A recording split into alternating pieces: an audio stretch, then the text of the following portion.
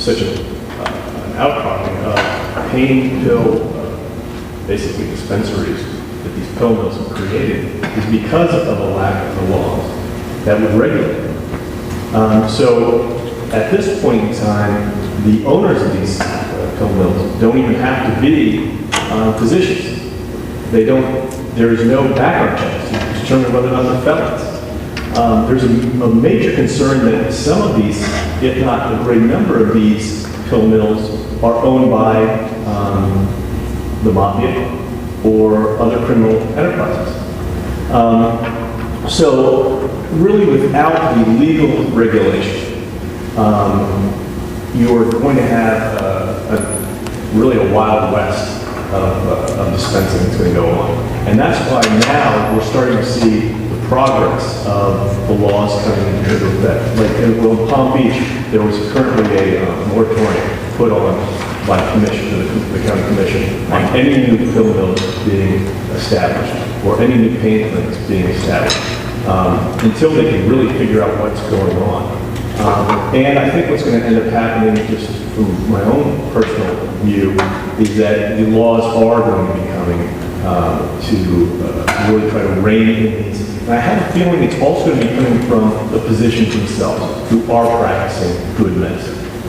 I have covered the medical board, and I think in the past, perhaps the medical board slapped physicians on the wrist. But at the meeting that I attended about 8 months ago, the members were very clear. And I remember one of the members saying to a physician who wasn't the first time that he had overprescribed pain medicine, and he had a patient who had died in the past, and he was back before them again. And one of the members said, you don't belong practicing medicine, and we're going to take your license away. And by golly, they did so. So do you think that that's what we need to see more of in terms of physicians who don't try to treat, who just sell drugs? I mean, and that's the difference, I think, really. Don't you agree? Don't all of you agree? There's a difference between somebody who is making $1 million and prescribing 500,000 oxycodones in 1 year and a pain management physician who is trying to help people who have health issues and abiding by physician do no harm. And it's interesting, and it's a very good point that you made, because these physicians, there's no law saying this is what you have to do in prescribing. And because they have that license, what ends up happening is they simply have to follow recommendations. And these are recommendations of how you generally would treat someone with chronic pain. And as long as they're following these general recommendations, documenting their files in appropriate ways, even if these are with false MRIs or really illegitimate claims of pain, as long as they're documented, it's very difficult to get them unless there's some sort of undercover operation going in there where the physician is actually doing something wrong, like without even meeting the person, selling them drugs for cash or diverting the prescription drugs. That's when you start seeing the undercover busts really happen.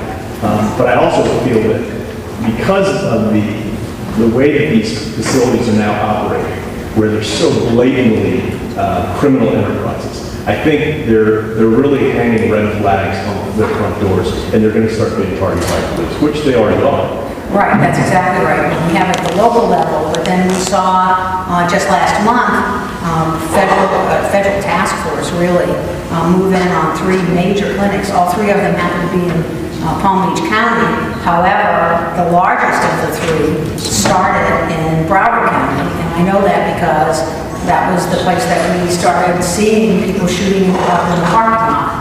And we chased them from multiple locations in Broward. They kept going further and further north, and they went to Boca, and then they ended up in Lake Florida.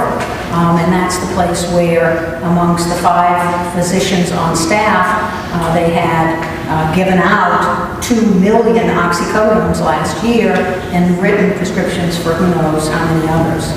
So we thank you for your expertise, and I think it would be a good idea now to open this up to questions from the floor.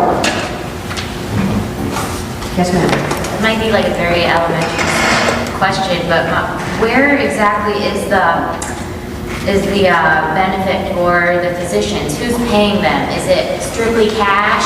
Is it reimbursements by the number of patients that they see? Is that why they're, incentivized to just do it despite what they may not think is right?